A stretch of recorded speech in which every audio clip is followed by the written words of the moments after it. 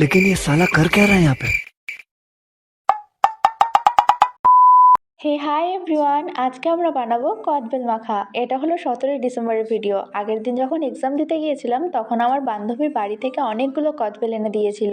ভাবলাম আজকে সেগুলোকে মাখা করা যাক। বাড়িতে ভাই বোন কেউ ছিল না, তাই আমি আমার স্টুডেন্ট অদ্রিজাকে ডেকে নিয়েছিলাম। বাড়ির পেছনে আম গাছ, কলা গাছ, লেবু গাছ সবকিছুই আছে, কিন্তু সেগুলো লোকের, তাই আমি এদিক ওদিক তাকিয়ে টুক করে একটা কলা পাতা কেটে নিয়ে চলে এসেছি।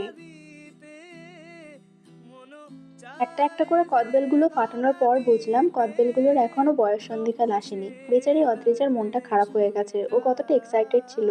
তারপর সব ডেকোরেশন ছাইছুটো করে আমরা আসলাম এখন পার্কের দিকে।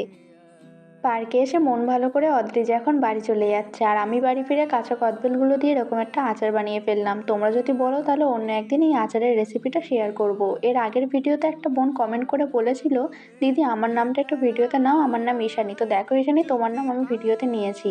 হ্যাঁ, একটু দেরি হয়ে গেছে, তার জন্য সরি। তুমি কেমন আছো জানিও কিন্তু। আজকের ভিডিওটা এই পর্যন্ত, কেমন লাগলো অবশ্যই জানিও। Tata, by. ও মা গো, আসতে দাঁড়া দাঁড়া দাঁড়া। ও বাবা, এসব উড়িয়ে যাবে।